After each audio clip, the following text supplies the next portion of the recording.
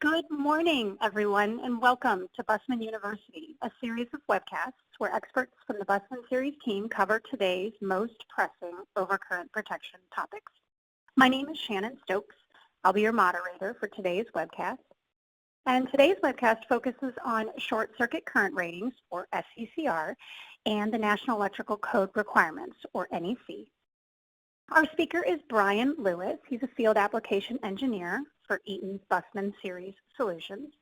Brian specializes in training on the design and application of overcurrent protective devices and equipment in electrical distribution systems in accordance with the NEC and equipment in accordance with the various product standards. Brian participates in IEEE, NEC, and IAEI activities. Throughout this webcast, you are welcome to submit questions through that question and answer chat window. We will do our best to respond to those before the end of the webcast. In the next day or so, you'll receive an email with a link that says this webcast is available to watch on demand. You can also catch any of our previous webcasts on demand. And be sure to check out our upcoming webcasts in case you want to join us for those live or watch them on demand following live broadcast. I will now turn it over to Brian.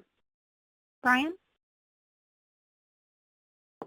Thank you very much, Shannon. Again, my name is Brian Lewis. I'm the Field Applications Engineer with the Bussmann Division. My territory includes, my contact information is right there on the screen. My territory includes Southern California, Southern Nevada, and Arizona. If you need technical assistance and you're not in my territory, please feel free to reach out to me and I will put you in contact with the right FAE for your area. So our agenda this is our agenda for today. We're going to start with a quick look at fault current. We're going to talk about equipment SCCR and the NEC requirements. We're going to talk about interrupting rating and the NEC requirements. We will discuss what markings and documentation are needed for code compliance and review some methods to fix inadequate equipment SCCR.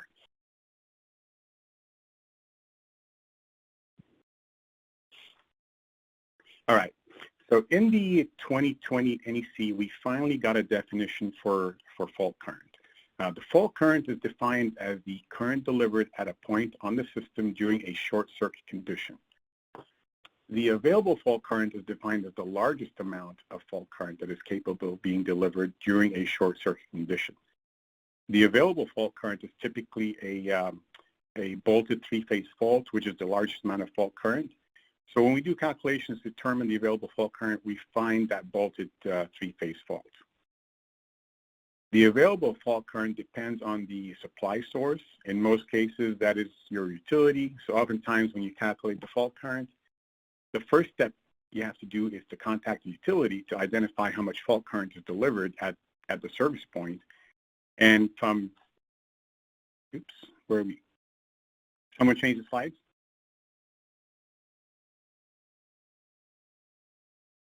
So from that point on, I can do the calculation based upon the conductors from the service point to my equipment, right? Once I find the available fault current at my equipment, then I compare that with the SCCR rating of the equipment. And if I have overcurrent devices in there, I compare the interrupting rating of the overcurrent device. Under no conditions do I want the available fault current to be higher than either the interrupting rating of the overcurrent protection device or the short circuit current rating of the equipment.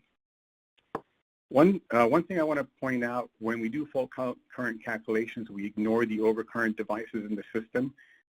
If we had a current limiting fuse in there, we would ignore the current limiting ability of the fuse when we're doing the fault current calculations. Our fault current calculations are solely based upon the impedance in the system. In the diagram, you see that we have a source. Right at the source, we have an available fault current. And then we have a conductor going to the equipment. The conductor will have impedance, which will reduce the fault current. And we are going to have a reduced available fault current coming into the equipment. So every point in the system will have an available fault current.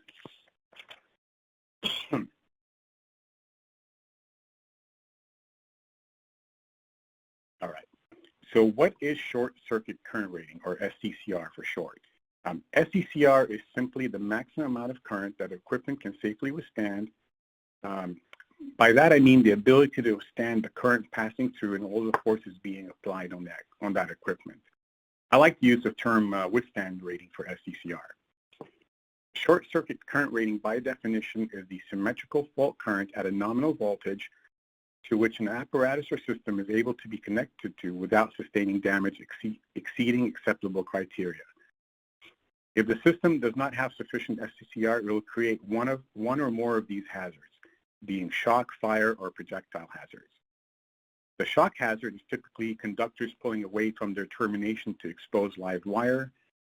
Fire hazard is the explosive power that blows off the door, exposing flames and molten metal to the exterior. Projectile hazard is typically when the enclosure door blows open and shrapnel or pieces of debris are expelled from the equipment. So for example, if you have a panel board and I take this piece of equipment into a lab and hook it up and test it, I will pass the test as long as I do not have a shock hazard, the enclosure cannot be energized, does not cause a fire, and of course I cannot have any projectiles or shrapnel and the door cannot blow open, for example. If we do not have adequate SCCR, as in the image on the left, if our equipment SCCR is 5K and the available fault current is 20K, that's where we can have these damages, like shock hazard or the fire or projectile. And as you will see, we'll have unacceptable damage to our equipment. Let me go to the next slide so you can see what I mean by unacceptable damage to our equipment or system, and of course why SCCR is a safety issue and why it's important to contain the fire within the equipment. Again, if we apply the equipment properly, we won't have these hazards. If we apply the equipment improperly, then we can have these hazards.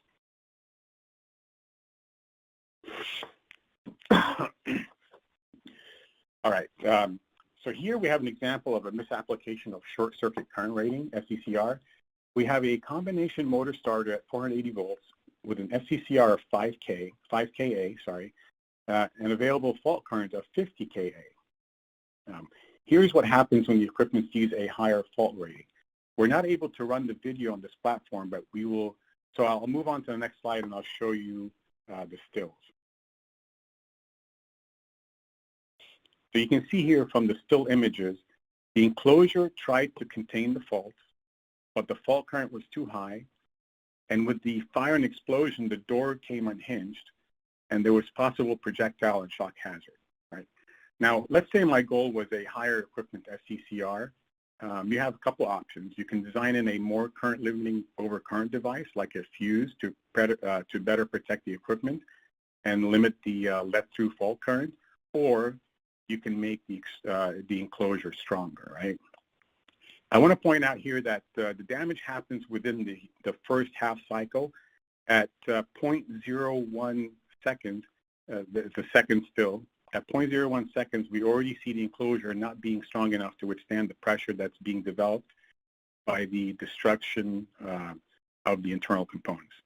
So, for example, if you put a Class J or a Class CFQ fuse in there, which is our most current limiting branch circuit fuses, you can reduce the fault current within that first half cycle and avoid destruction of the components and provide better protection to equipment and personnel as well.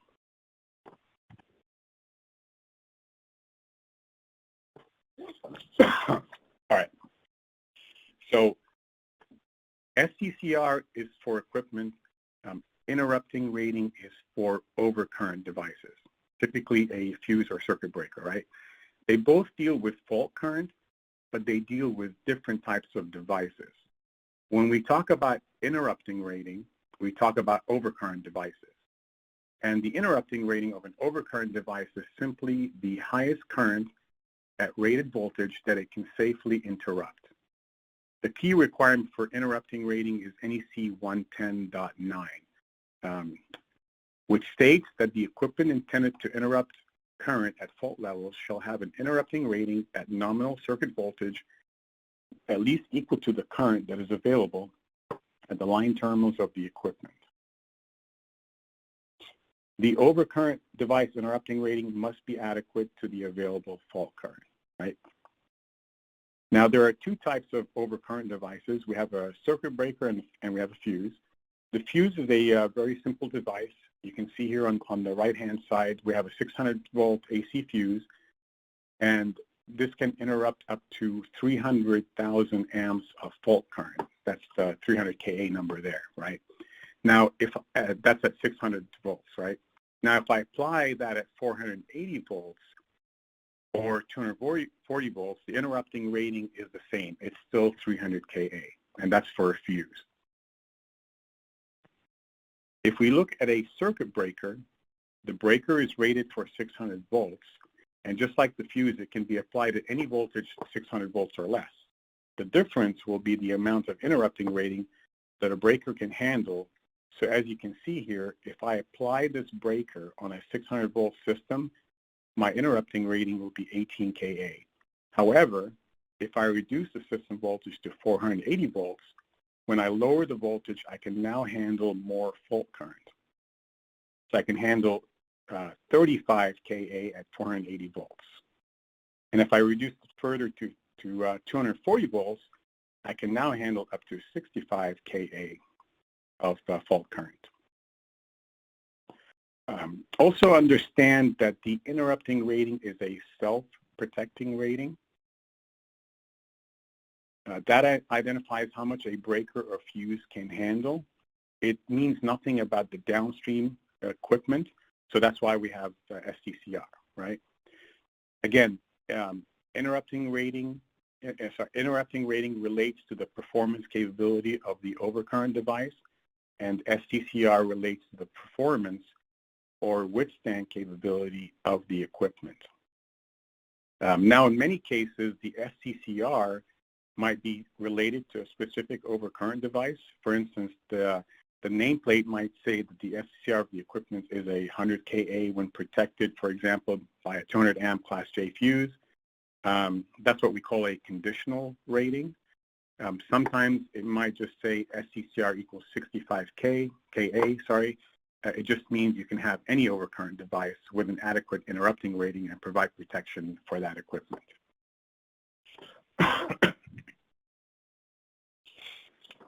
All right, so importance of the interrupting rating. So why is interrupting rating such an important criteria? It's because if we don't have adequate interrupting rating, then we have a very serious safety hazard in our system, right? In this example, we have a 15 amp molded case circuit breaker, MCCB. In a 480 volt system, the available fault current at the line side of the breaker is 45 kA. The circuit breaker interrupting rating is 14 kA, which we know is not adequate. What happens when the breaker sees the 45 kA? As you'll see from the still images, the consequences are very destructive. This misapplication violates NEC 110.9 and also violates OSHA 1910.303, which has similar wording to the NEC 110.9. This means that if you are in a new installation or an existing installation, you need to comply with the NEC 110 requirement for adequate interrupting rating. I also wanted to mention that these tests were conducted in our test lab in St. Louis. If you ever get a chance to come out and visit our test lab, I highly recommend you do that. We offer a day-and-a-half seminars throughout the year, and you will get a chance to see these tests live in person and really appreciate the destructive nature of these misapplications. Again, we cannot run video on this platform, so we're going to take a look at the still images. You can see from the still images that the breaker, and what we did here is we shorted phase 1 to phase 2. So you can see here from the still images that the breaker tried to contain the arcing energy. You can see some venting or arcing on the line side of the breaker in the second still, which is normal. But in still number 3, you see the arcing coming out of the sides of the breaker as it is not able to contain the amount of energy given off by the high fault current, and of course starts to rupture and come apart. if you ever see this video, this looks like the Death Star explosion. That's what I call this, with these projectiles coming out of it. Sorry. All right. The key requirement for equipment SCCR is NEC 110.9. The key requirement for equipment SCCR is NEC 110.10. This is the counterpart to NEC 110.9 and states that the overcurrent protective devices, the total impedance, the component short circuit ratings, and other characteristics shall be selected and coordinated to permit the the circuit protective devices used to clear a fault to do so without extensive damage to the electrical components of the circuit. As you can see from the example, the SCCR of the equipment, which in this case is 65 kA, must be equal to or less than the available fault current, which in this case is 41 kA. This example meets the requirements of NEC 110.10.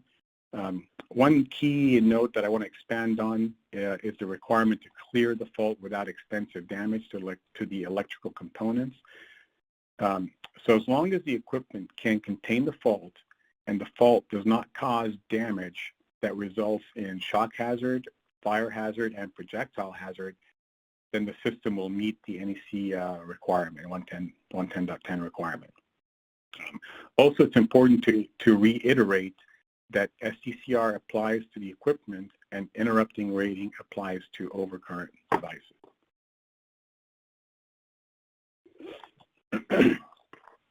All right, so how can we determine the equipment SCCR, right? There are two ways this can be done. The first method is to do a short circuit testing in a high-powered lab and test the equipment to meet the UL standard that it's been designed to, right? This method is cost-effective for a product that will be manufactured in large quantities, and it's more applicable to like panel boards, switchboards, motor control centers. That is how they evaluate the SCCR for that equipment. Again, at Bussmann, we have the Paul Babani Center where we can test customer equipment's products to UL standards for SCCR. When it comes to industrial control panels, which is essentially a custom type of electrical equipment, it would be too costly to do lab testing. So you can use the analysis method that is found in UL 508A, Industrial Control Panel Product Standard Supplement SB. If you're interested in learning more about UL 508A Supplement SB and how to determine Industrial Control Panel SCCR, we are going to have a two-part training series on the subject in mid-June and early July, presented by one of our FAEs, Christy McElhinney. You can sign up using the Bussmann University link or just do a Google search. Christy's awesome, so I highly recommend it.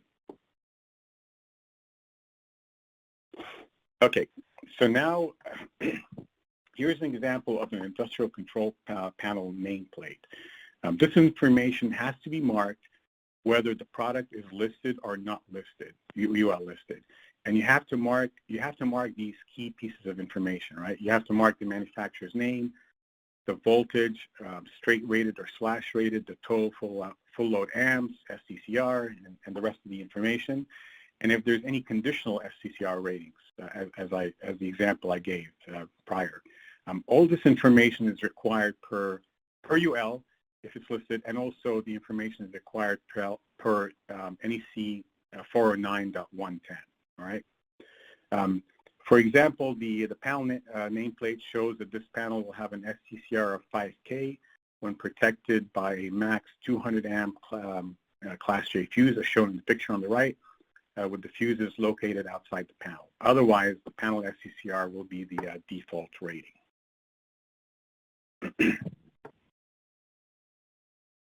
All right. So why did they make these changes to the 2017 and the 2020 NEC? The NEC wanted to emphasize the proper installation for equipment SCCR.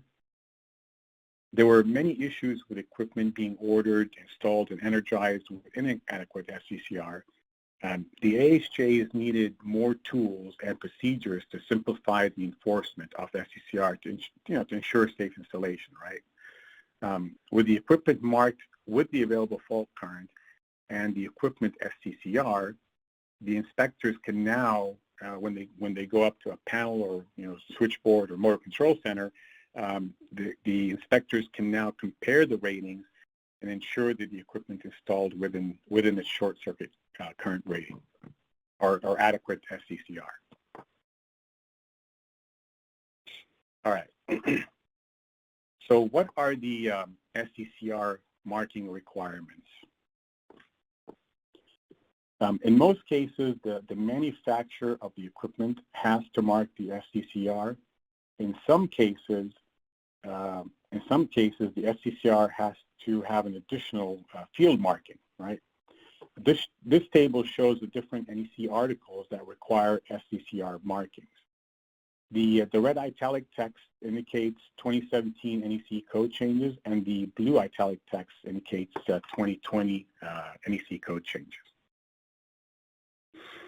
New for 2020 is the requirements to mark panel boards, switchboards, and switchgear per Article 408.6, the first one on the table.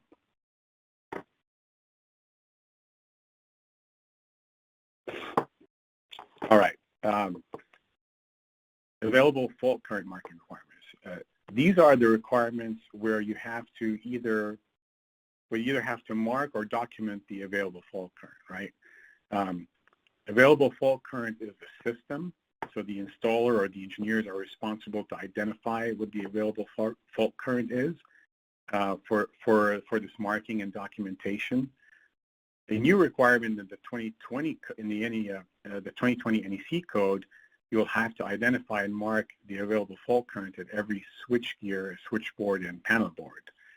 This is a significant change for the 2020 NEC. The rest of the requirements are new for 2017. In some cases, both marking and documentation is required. In other cases, you either have to mark or document the fault cards. For service and entrance equipment, you have had to mark the fault current since 2011. What has changed for 2017 is the additional requirement to provide documentation.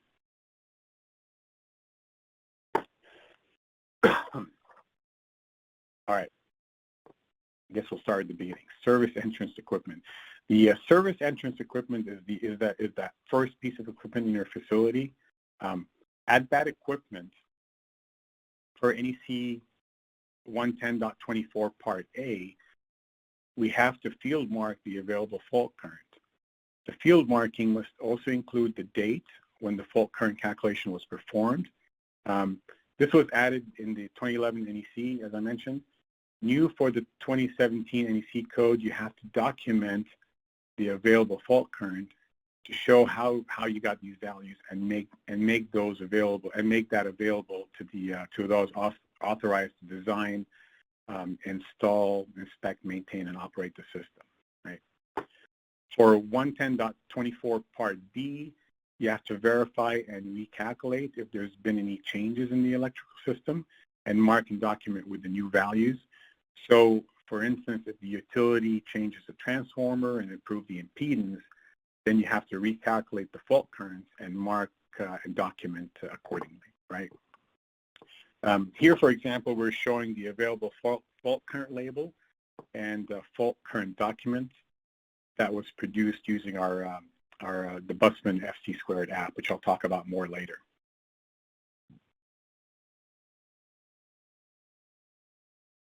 All right, 408.6, this is for the switchboard, switchgear, panel boards.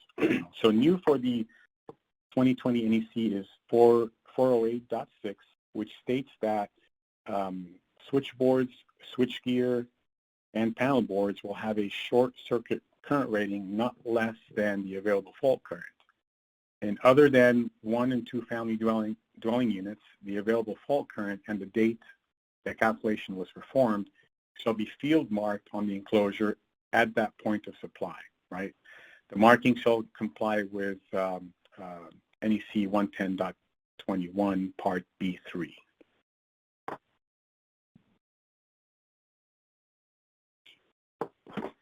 Okay, so this is an example of short circuit current rating marking on a Bussmann fusible panel board, the quick spec coordination panel board that's used in selective coordination applications. You can see the short circuit current rating listed on the label at 200 kA, just below the system voltage. And you have the available fault current labeled. That is the field labeled on there. That's going to show you the available fault current at that point in the system, along with the voltage and the date of calculation was done, right? In this example, the available fault current is 52,509 amps, and the short circuit current rating is 200 kA, which complies with the requirement in NEC 408.6.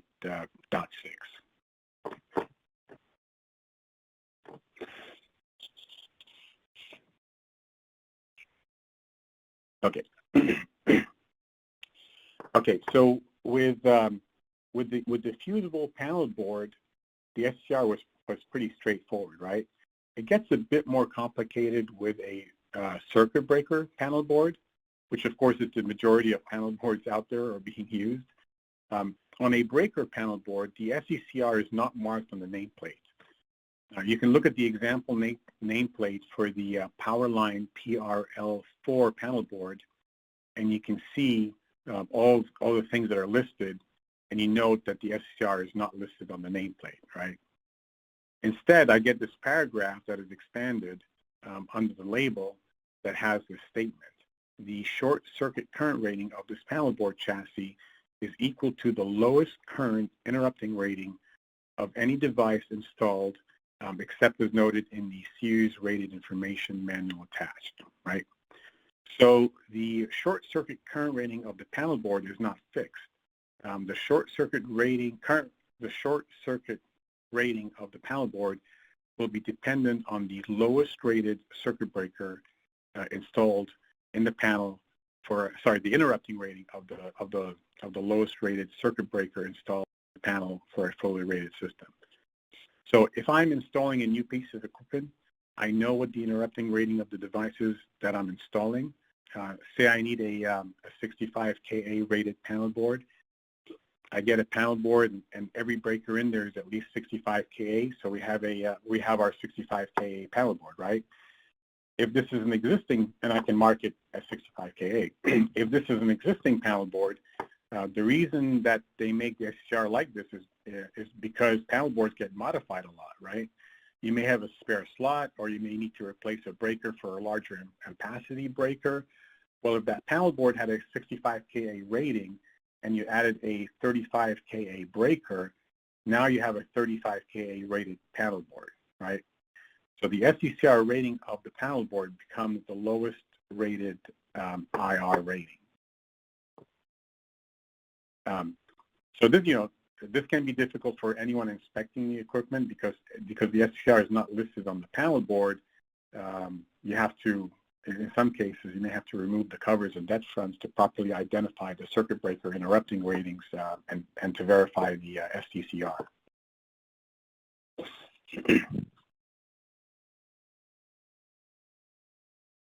All right, so now let's take a look at determining the available fault current. So how do we determine the available fault current? Let's take a look at a couple of different methods. So as a design engineer, if you are designing the system, you can do one of two things. You can go to the utility and ask them what is the worst case fault current that the system can deliver at the service point. The benefit is this is the worst case. So if I use that value, I should have equipment that can handle worst case conditions, right? The downside of that is you may require higher rated equipment, and in other words, more costly equipment, right? Now, if we use the other option, the other method is if we use the as installed value, you have to do a simple calculation. Again, using the Bussmann mobile app, you can identify what is the secondary fault current from the transformer, right?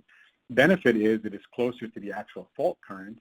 The downside, of course, is that if the utility makes any changes in the future, like changing out the transformer, reducing the impedance, or a higher kVA transformer, the fault currents will go up, and your equipment rating may not be adequate and may need to be changed. And we all know how much customers like their equipment being changed, right? If you see here below, I mentioned the Bussmann mobile app. Bussmann has a free fault current calculator mobile app called FC². You can download this app using the Apple App Store or Google Play, so it's either for Apple or Android devices. And it's a great tool to calculate fault current throughout your system from point to point, create labels, and print the documentation that's required by the AHJ, as we saw in the example a few slides ago, right?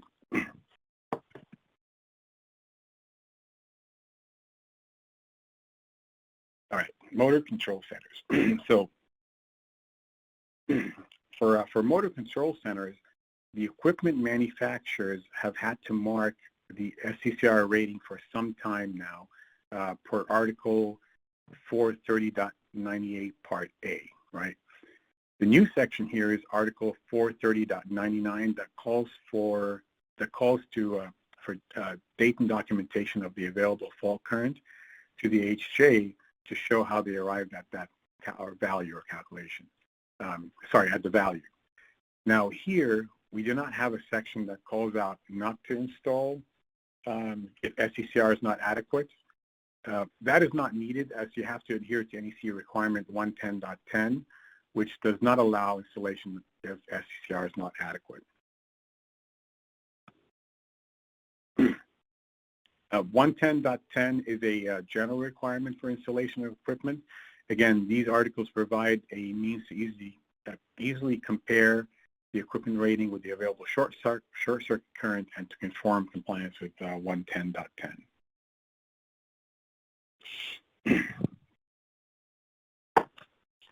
All right.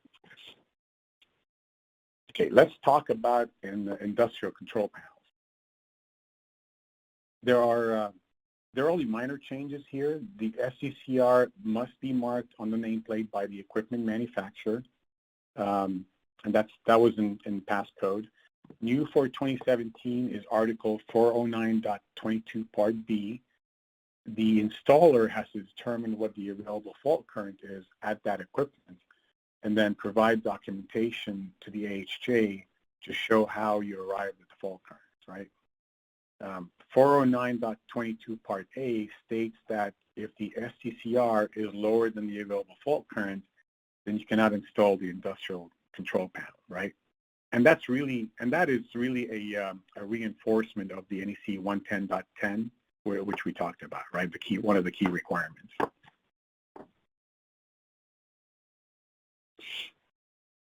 Okay, HVAC equipment. The marking requirements have been in the codes for a while and excluded equipment that was 60 amps or less. New for 2017, now SCCR has to be marked for equipment including 60 amps or less. The exception for equipment 60 amps or less has gone away. So now manufacturers have to mark the SCCR on the equipment regardless of ampacity, right? There is a new section, 440.10 Part B, where you have to determine the available fault current and date and provide documentation to the AHJ. Section 440.10 Part A is another new section that does not allow to install equipment that is not adequately rated. Again, this section reinforces the NEC Article 110.10.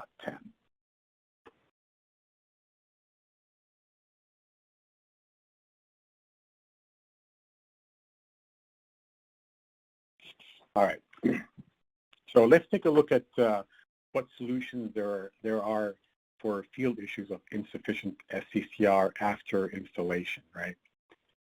Best practice, of course, is to communicate the fault current and the SCCR requirements before equipment is installed. If we cannot do that, then here are some ideas, some solutions. we can look at installing a transformer ahead of the equipment. If we install a transformer, then we can reduce the fault current. You can increase the conductor length, more conductors, more impedance. That, of course, reduces the fault current. You can contact the manufacturer and see if there are any changes that can be done to improve SCCR and make these changes. If you make these changes in the field, then you'll need to get a field evaluation from a third party like UL or ETL. Once the changes are done, then they will come out and field evaluate the equipment and relabel the equipment as required by the NEC, right? Keep in mind, of course, this could be very costly and of course, very time-consuming. It could cause delays. Last option is to install current-limiting fuses. This can only be done if you are protecting a passive system, and this is acceptable to the AHJ. If there are any overcurrent devices in the equipment, they must have an interrupting rating equal to or greater than the calculated fault current at that point in the system. So in this example here, my fault current is 13,700 amps. If the equipment contains a fuse or circuit breaker, the fuse or breaker needs to be rated with an interrupting rating of at least 13,700 amps.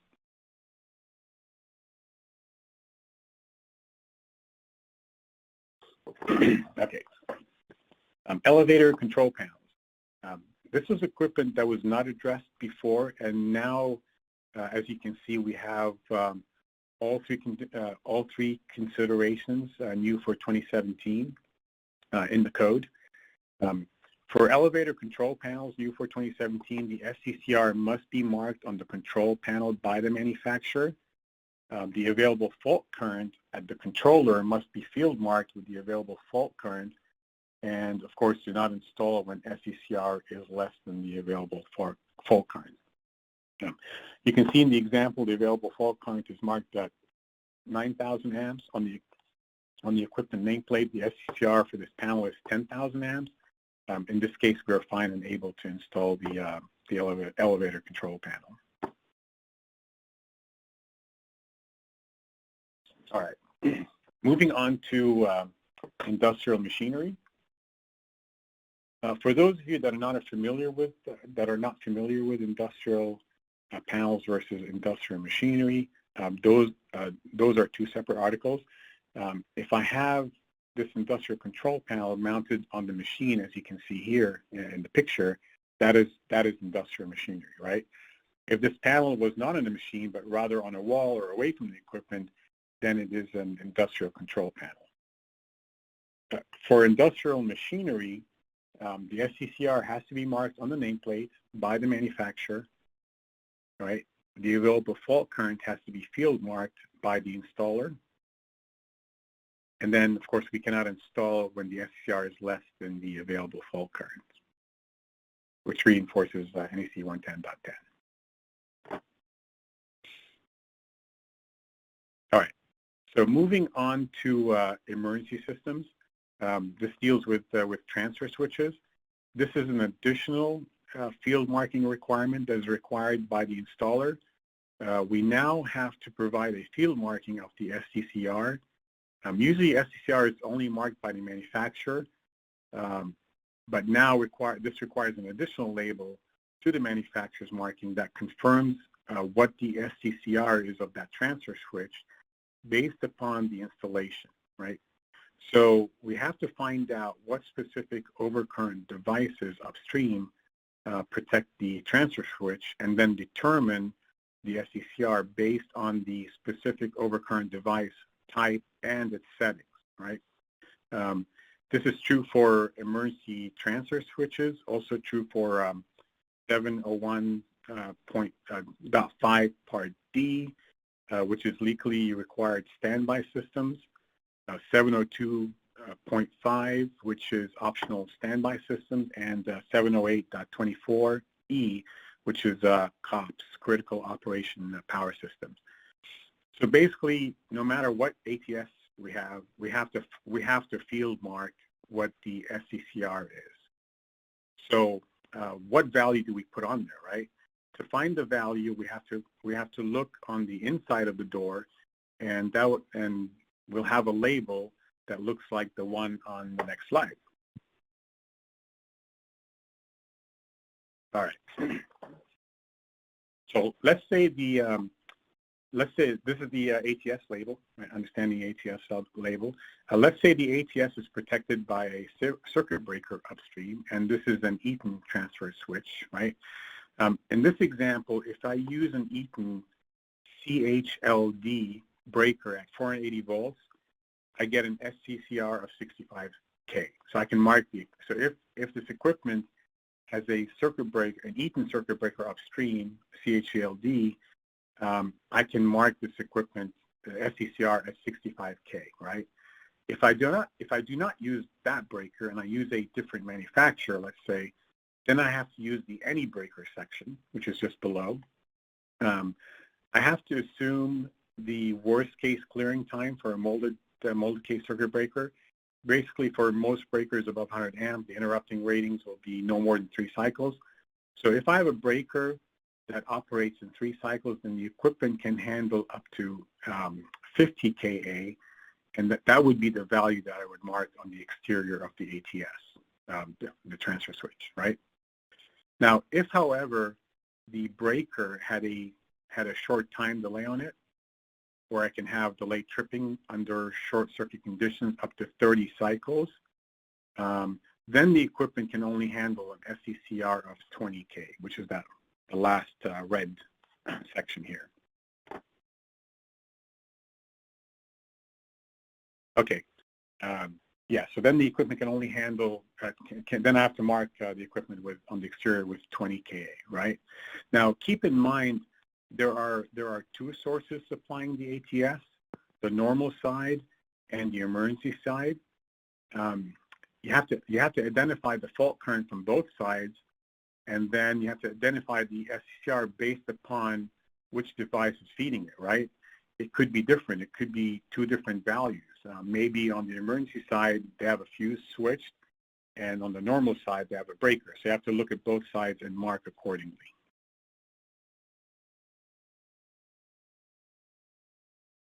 All right, so understanding the ATS label, keep going here. Now let's take a look at the fuse rating, right? If I use a fuse, life is easier. And you can see that if I use a Class J fuse, then I can mark the equipment with an SCCR rating of 200 Ka, which is pretty high. So oftentimes when I use a current limiting fuse, when we use current limiting fuses, SCCR is really not an issue because of the high value, the 200 Ka.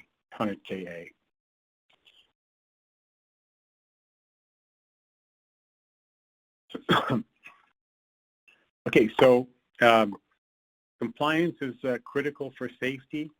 During the design phase, you have to calculate the available fault current and then communicate the SCCR requirements to the OEMs to ensure adequate equipment ratings.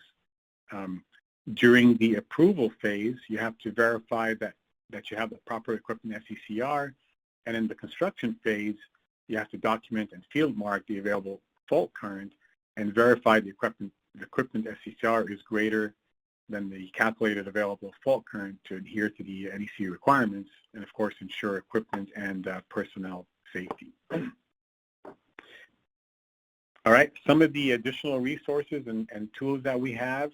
Here are some of the Bussmann tools that are available on our website. We have a 2017 SCCR code changes booklet, which details what we just covered. That's this guy, the first booklet in the diagram. We have a fault current calculator, FC², that is available to download from the App Store or Google Play.